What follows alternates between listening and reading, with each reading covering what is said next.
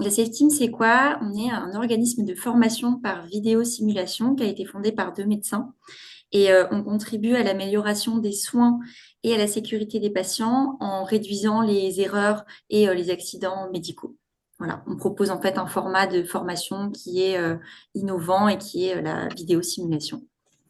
Merci Manon. Et donc, je suis moi Stéphanie Laguigné de Mérédith Santé. Mérédith, c'est un réseau social qui permet de créer des communautés pour échanger et améliorer les pratiques, notamment entre les établissements de santé et les professionnels de ville. On diffuse des informations comme des arborescences décisionnelles, des fiches réflexes pour favoriser le dépistage ou faciliter l'orientation au sein d'un territoire.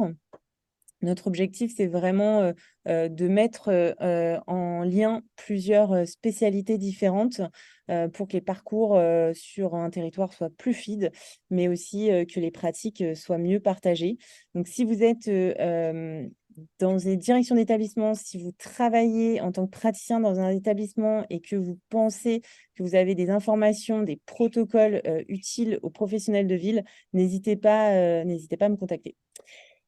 Et je vais maintenant laisser la main à nos deux orateurs qui vont nous partager leur retour d'expérience sur les bonnes pratiques de communication au sein des équipes pluripro.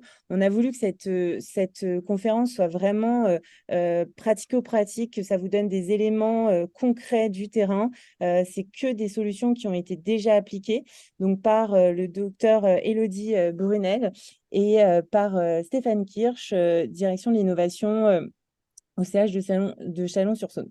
Très rapidement, donc moi je suis Stéphane Kirsch, j'ai la responsabilité d'une direction qui se veut justement pluriprofessionnelle, qui couvre le champ des équipes biomédicales, informatiques, mais également la coordination du bloc opératoire, la recherche clinique, tout ce qui est centre d'enseignement et de simulation en santé, et le brancardage. Voilà, et donc c'est sur la base de cette expérience, en particulier des 12 derniers mois, ça fait plus de 20 ans que je suis dans le milieu hospitalier, mais de ces 12 derniers mois, que je vais baser aujourd'hui un certain nombre d'arguments autour de la communication en équipe et du lien entre membres d'une même équipe. Pourquoi? Parce que j'ai eu pour mission de fusionner l'équipe biomédicale et l'équipe informatique, mais également de repositionner, on va dire, l'équipe de brancardage qui était en souffrance depuis une dizaine d'années au sein de l'institution pour qu'elle soit et qu'elle réponde surtout à son rôle et ses missions. Alors, j'ai été frappé, moi, dès les premières rencontres individuelles, mais également en plénière, par la nécessité de rappeler et de redéfinir le sens au travail. Voilà, et ça a été un des premiers outils de renfort, de lien entre l'équipe. Pourquoi? Parce que ça a permis de bien redéfinir le pourquoi j'étais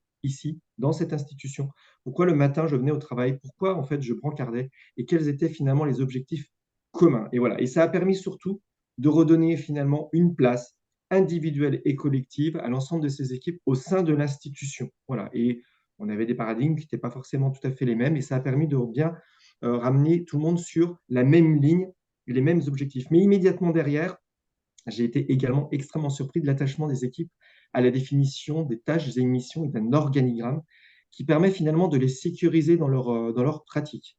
Et donc, on a repris effectivement chaque élément de leur fonction et de leur mission pour pouvoir établir un organigramme à la fois institutionnel, mais très fonctionnel.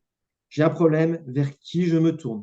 Quel est mon interlocuteur privilégié? Qui a la responsabilité de prendre la décision? Et ça, c'est extrêmement important. Et puis, on a été jusqu'au trombinoscope pour qu'on ait bien des repères au sein des différentes équipes. Une fois que vous avez consolidé, je dirais, ces bases essentielles qui vous permettent de redéfinir l'ensemble des valeurs qui réunissent votre équipe, il est important de donner la feuille de route. Voilà, et on a été très clairement au travers d'un benchmark en plénière, au travers d'ateliers participatifs, on a redéfini exactement les objectifs auxquels nous devions répondre, objectifs institutionnels, mais également quel était notre projet de service. Voilà, pour qu'on ait des objectifs communs, j'insiste, mais que finalement on définisse le pourquoi. Finalement, le matin, je me levais une fois de plus, mais pourquoi je développais à l'informatique, pourquoi j'installais cet équipement et pourquoi je vais pousser le patient, entre guillemets, d'un point A à un point B, par exemple sur un parcours de chirurgie ambulatoire. Pour tenir ça, et là j'insiste beaucoup, et je pense que le docteur Brunel pourra insister, et il y a quand même des aspects et des outils de communication qui sont essentiels. Et ça demande une ressource extrêmement importante. C'est-à-dire que vous le faites une fois, mais il ne faut pas lâcher dans la durée. Ce que je vous explique là en quelques secondes et minutes, ça représente à peu près 8 à 10 mois de travaux, de réflexion en équipe, avec de temps en temps d'ailleurs une dose de prestataires externes qui est venu un peu soutenir aussi l'animation. Mais la communication, qui permet de libérer à la fois la parole et l'écoute au sein des équipes, est essentielle et ça passe par le manager. Voilà. Et là, il faut absolument revoir également peut-être le contour et redessiner les missions du manager, mais c'est extrêmement important. Et puis derrière, vous aboutissez à un management qui est basé sur la confiance et l'autonomie. Comme je le marque, ça ne veut pas dire de l'indépendance, mais finalement, les acteurs au sein de vos équipes vont devenir des ambassadeurs à la fois de ce qu'ils font auprès des équipes qui viennent compléter éventuellement l'organisation hospitalière, mais auprès évidemment de tous les acteurs de santé au sens large. Donc moi, je me présente Élodie Brunel, anesthésiste depuis une vingtaine d'années, énormément d'urgence vitale et une dizaine d'années de simulation. Voilà pourquoi je suis là aujourd'hui.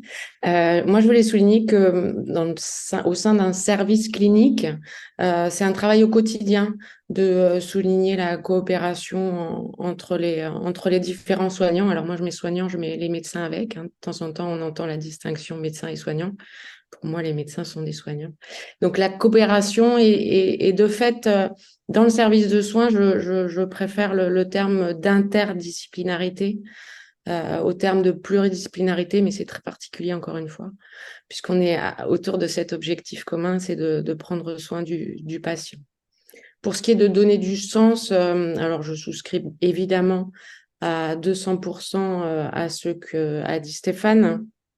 Je voudrais juste souligner une petite chose, c'est que j'entends régulièrement qu'il faut que les soignants retrouvent le sens du soin. On entend effectivement de temps à autre qu'il faudrait que les soignants retrouvent le sens du soin. Je vous rassure, en tout cas ceux avec qui je travaille ne l'ont absolument pas perdu. Ils l'ont chevillé au corps.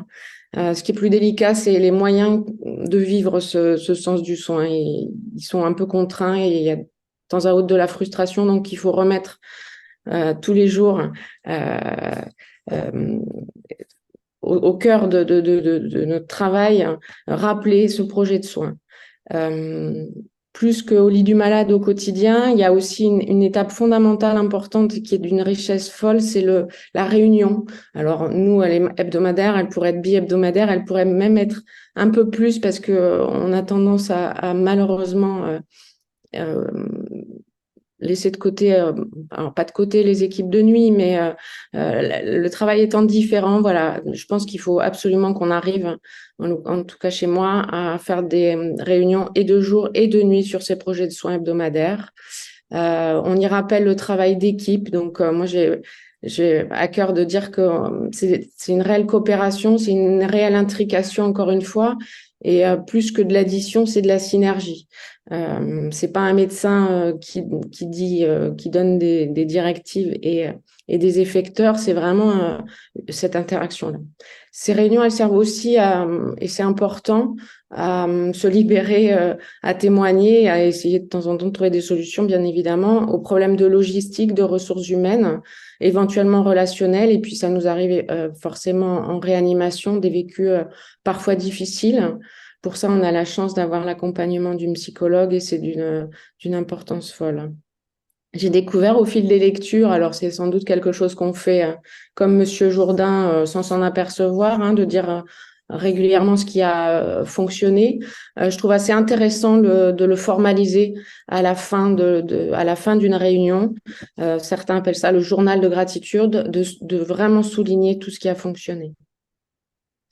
Donc, se connaître, ça commence, comme l'a dit Stéphane encore, par l'identification. Moi, ça fait des années que je rêve d'un trombinoscope. Je ne l'ai toujours pas. Robert Hackett, à l'autre bout du monde, a réussi à instaurer, alors je ne sais pas pourquoi il n'y a pas la photo, je ne sais pas si ça vous parle, voilà, le Challenge Cap, hein, avec l'identification des soignants avec leur nom et leur fonction sur les calots. Et c'est quelque chose qui a fait ses preuves même depuis sur la qualité de la communication et de fait la sécurité également. Que ça soit dans les réunions, mais même encore une fois au quotidien, je pense qu'il faut commencer par s'autoriser pour que chacun avec vous, s'autorise à éventuellement témoigner de son humeur, de sa fatigue, de ses soucis. On n'est pas obligé de rentrer dans les détails non plus, hein. Mais certains l'ont nommé sous forme de rituel matinal, de point d'alerte, parce que si on est moins bien, évidemment, dans la chaîne, ça peut avoir des conséquences. Donc, le fait de l'avoir pointé, on est là tous pour se soutenir et pallier le travail éventuel. Certains appellent ça la météo personnelle, c'est assez joli. Voilà, moi je rencontre un défi que j'ai pas encore résolu, c'est celui de faire travailler ensemble différentes générations. Et c'est pas simple, mais bon, comme tout ce qui est compliqué, c'est passionnant. Je pense que ça passe, comme toujours, par des discussions et sans doute des compromis. Mais il faut pas s'en cacher, faut reconnaître les choses pour s'y attaquer. Je voudrais souligner bon, je pense que je prêche auprès de convaincus, mais la pierre angulaire, le cadre de santé, il a vraiment un rôle majeur dans ce lien dans les équipes pour avoir fait la fâcheuse expérience de ne pas en avoir ou avoir un cadre avec comment dire, des tâches au-delà de ses possibilités. C'est vraiment, on sent l'importance de sa fonction quand on en a moins. Voilà, tout ça pour arriver à la promotion de l'hôpital magnétique que vous connaissez tous. Voilà, on en entend parler beaucoup. Ça, c'est pas d'aujourd'hui, hein. Historiquement, c'est 83, c'est aux États-Unis. 40 ans après, ils sont jamais qu'à 8%, je crois. Alors, il s'agit de labels, donc c'est un peu particulier. Mais je crois qu'on peut quand même garder l'essentiel et ce qui peut être utile et positif, c'est-à-dire tout ce dont parlait Stéphane du management coopératif. Et donc, comment mieux vivre à l'hôpital et ailleurs demain.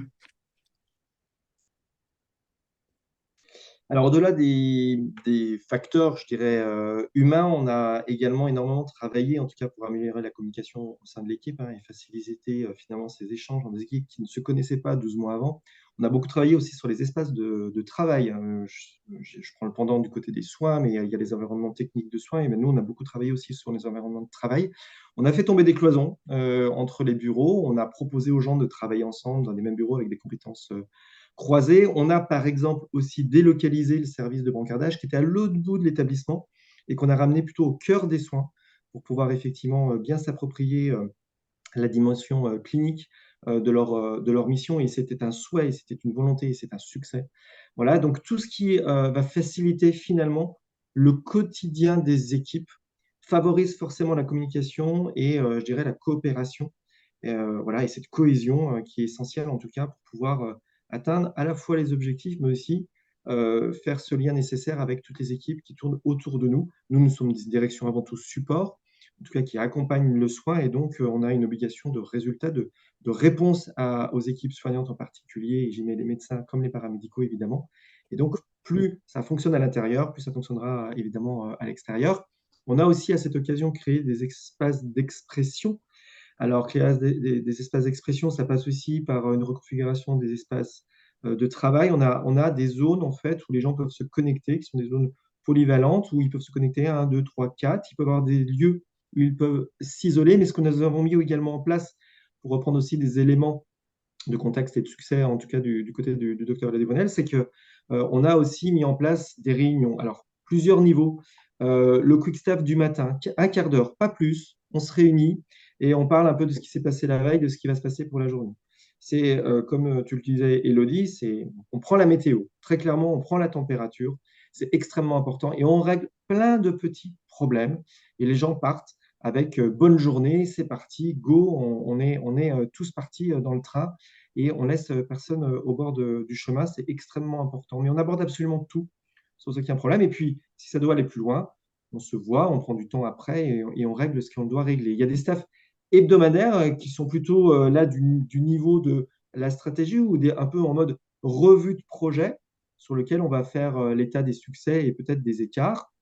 Et puis, on a de temps en temps une plénière où là, on va partir sur des choses bien plus larges qui vont rappeler la vie aussi de l'institution, rappeler la vie du territoire pour que finalement tout professionnel s'approprie aussi tout ce qui se passe en dehors de notre direction. Et ça, c'est extrêmement important pour ne pas perdre le cap sur lequel nous étions mis d'accord. Nous l'avons fait aussi au travers d'organisations, je dirais, donc plus classiques, comme je vous l'expliquais, mais aussi au travers d'outils numériques de collaboration et collaboratifs. C'est extrêmement important. Nous avons mis ça en place il y a 12 mois et ces outils aussi s'ouvrent vers l'extérieur. C'est-à-dire qu'aujourd'hui, il y a des médecins, des paramédicaux qui viennent impacter au travers des projets en ajoutant ce qu'ils ont réalisé dans le cadre d'un projet de mise en place d'un nouveau dispositif, d'une nouvelle application, ou dans le cadre d'une transformation organisationnelle. Ils viennent finalement, on partage et ils viennent impacter et finalement, ils deviennent aussi porteurs du projet et ça, c'est extrêmement important. Et là, on est vraiment dans une dimension de décloisonnement des équipes, en tout cas entre les équipes support et les équipes soignantes.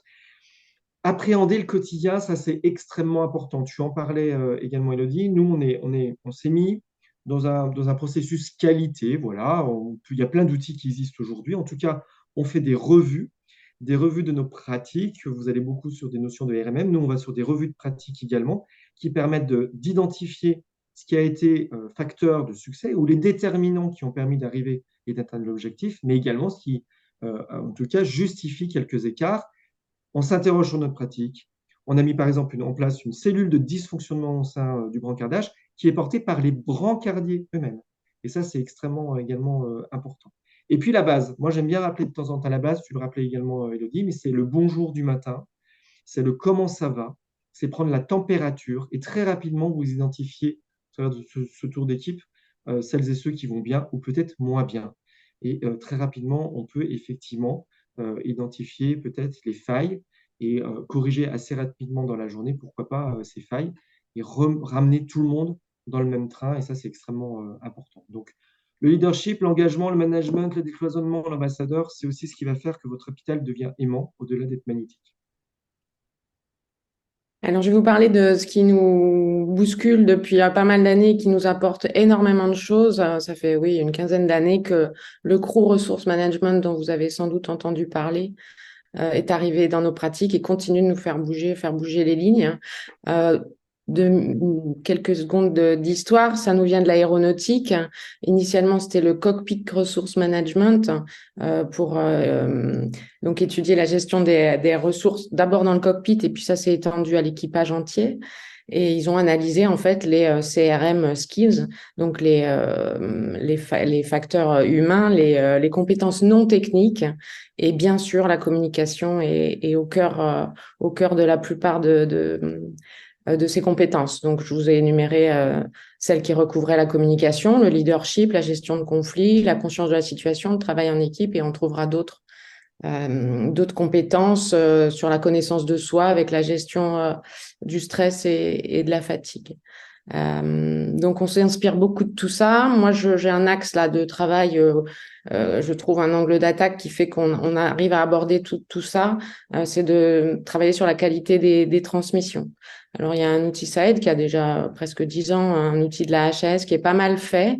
Il précise bien que c'est, comme beaucoup de choses, un outil qu'il faut savoir s'approprier en fonction des sites. C'est extrêmement important.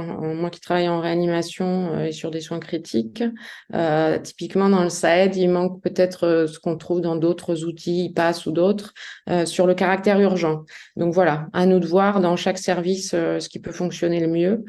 Est-ce qu'on doit venir immédiatement ou dans l'heure ou dans la matinée? C'est pas exactement la même chose. Ensuite, un autre domaine de compétences qui nous vient de l'aéronautique, c'est la phraséologie. C'est extrêmement important. Je vous invite à lire le super livre de Jérôme Cros, il y a consacré donc 23, je crois, outils à l'intérieur qui convoquent la phraséologie. Et l'objectif premier, c'est d'avoir un langage commun. Donc j'ai mis précision, concision et bizarrement exhaustivité parce qu'il ne faut pas non plus faire trop court. Pour pas perdre de l'information. L'exemple qu'on donne régulièrement, c'est fait un d'adré. Donc le verbe faire, c'est pas suffisamment précis. Il faut une action beaucoup plus précise. Donc c'est soit préparer, soit injecter. Et un d'adré, on ne sait pas si c'est 1 milligramme ou 1 millilitre. Donc concis certes, mais quand même complet. Et puis, il nous vient aussi de l'aéronautique, donc ce phénomène de collation, donc prépare 1 milligramme d'adrénaline. Oui, j'ai préparé 1 milligramme d'adrénaline, donc que d'autres appellent la boucle fermée. Mais on voit bien que ça sécurise et ça rend plus efficient aussi, parce que des fois, vous donnez des instructions et il y a beau y avoir 4 personnes, aucune ne fait l'acte demandé. Donc là, on a vraiment gagné en efficacité sur des situations de crise. Et j'aime à dire que les situations de crise, une fois qu'on les débriefe, elles vont servir le quotidien et que quotidiennement, en s'enrichissant de ces éléments, eh ben, on va nourrir les situations de crise qu'on va maîtriser mieux. Alors, bien sûr, l'idéal étant de pouvoir bénéficier de la simulation, des formations en simulation, mais ne serait-ce que ça, au quotidien, de faire attention à ça, créer des routines, elles vont servir à la crise. Voilà. Et une crise bien débriefée va servir le quotidien encore une fois. Et puis moi, je suis assez attachée au vieil outil qu'est la boîte à idées et le cahier à idées parce que je trouve qu'il fonctionne encore. Ouais, parce qu'on peut souligner le pouvoir de créativité des équipes dès lors qu'on réunit en fait toutes les conditions qu'on évoque depuis tout à l'heure. Voilà. Je te rejoins à 200%. Non, pour aller dans le sens de ce que disait Élodie, nous, on travaille beaucoup aussi sur un peu la prévention des situations. Voilà, donc on va beaucoup aller aussi sur la simulation de situations, très clairement, hein, on le fait beaucoup au sein du bancasage, et on identifie assez rapidement ce qui finalement va être facteur un peu de distraction de nos activités. Et donc, on a vraiment sur un processus d'amélioration continue de nos pratiques, et on prend le temps de le faire, voilà, vraiment. Et pour le coup, on fait usage de la simulation aussi dans nos activités. On fait de la simulation au sein de l'informatique et du biomédical également, de situations de crise. Voilà, on sait tous que ça doit, on ne sait pas si ça va arriver, mais quand ça va arriver. Et donc, il faut vraiment qu'on travaille ces situations-là.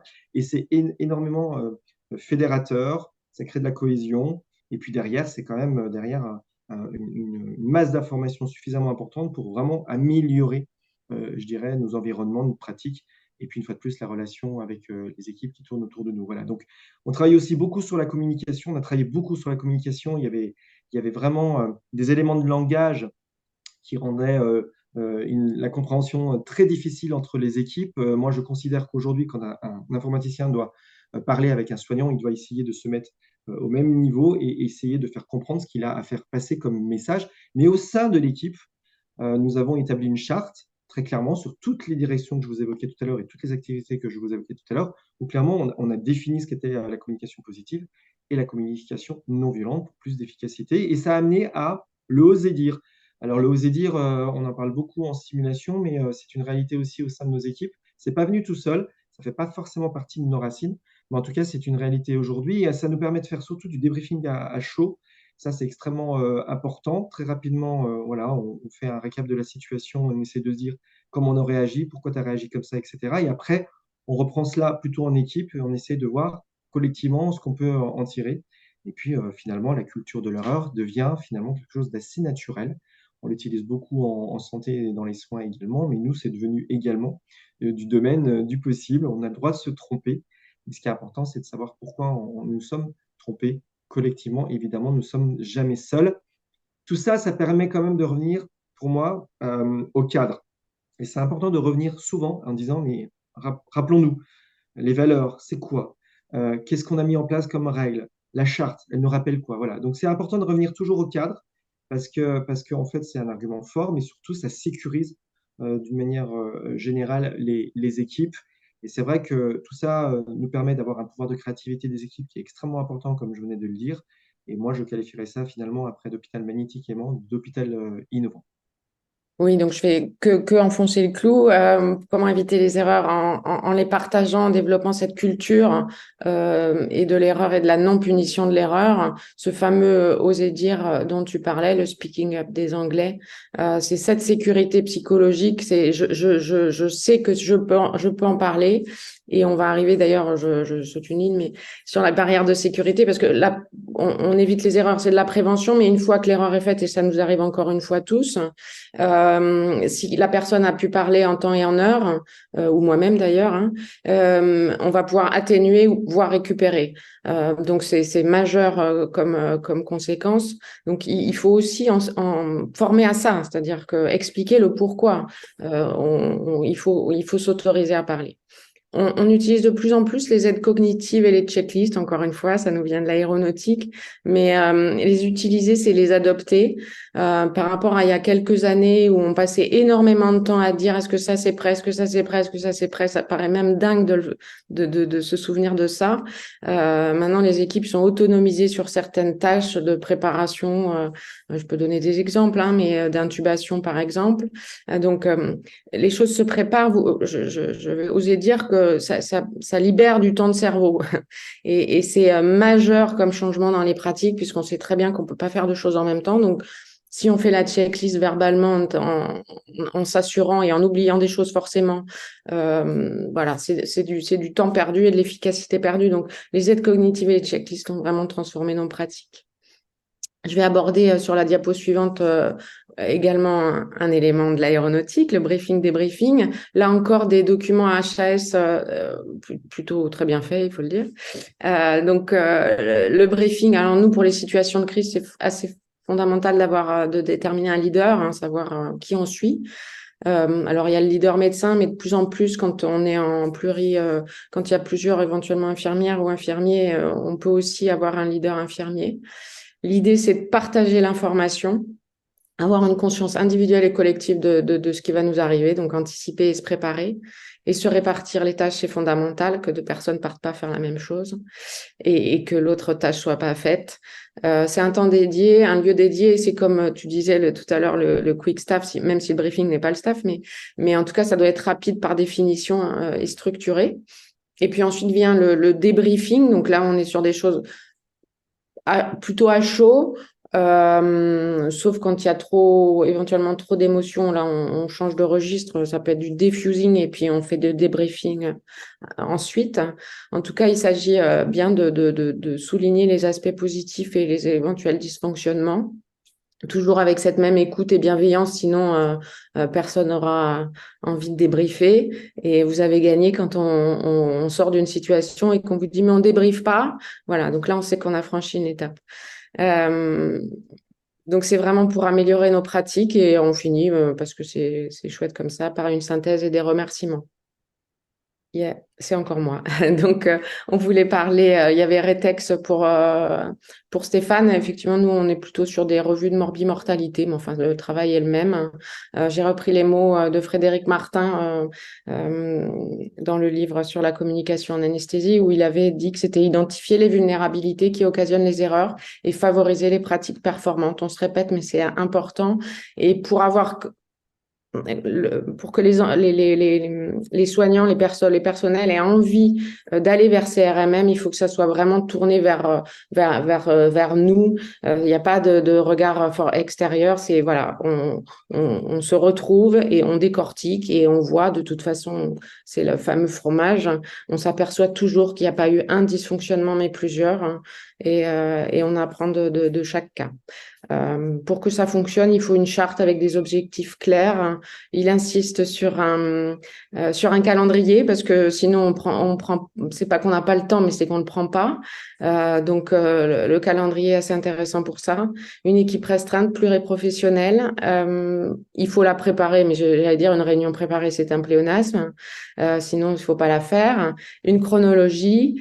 Nous, on utilise le guide méthodologique Alarme, donc ça décortique encore une fois pas mal, notamment la communication et puis voilà, des choses plus organisationnelles.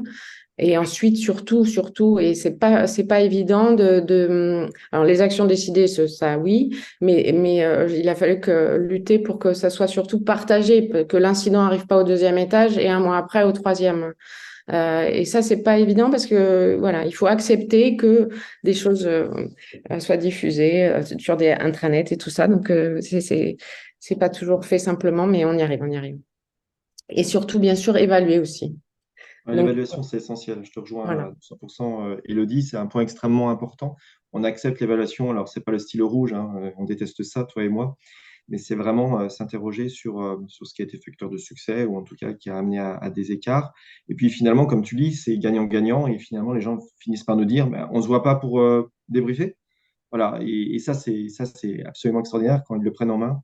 Et ça devient un peu notre quotidien. Et moi, j'étais extrêmement surpris en tout cas de le voir, ce genre d'outil pris en main par des équipes de brancardiers qui 6 mois avant, on ne savait même pas ce qu'était un processus qualité. Voilà. Donc, on voit bien quand même que ça répond aussi à des attentes et ça sécurise en fait l'évaluation aussi, pour être très honnête. Sur ce slide, en fait, ce qu'on voulait vous rappeler avec Elodie, c'est que, vous l'avez compris, on n'est pas du tout sur les mêmes profils, les mêmes activités. On reste au demeurant très complémentaires dans nos structures. On ne saurait pas faire les uns sans les autres. Mais finalement, on a énormément, énormément de points communs.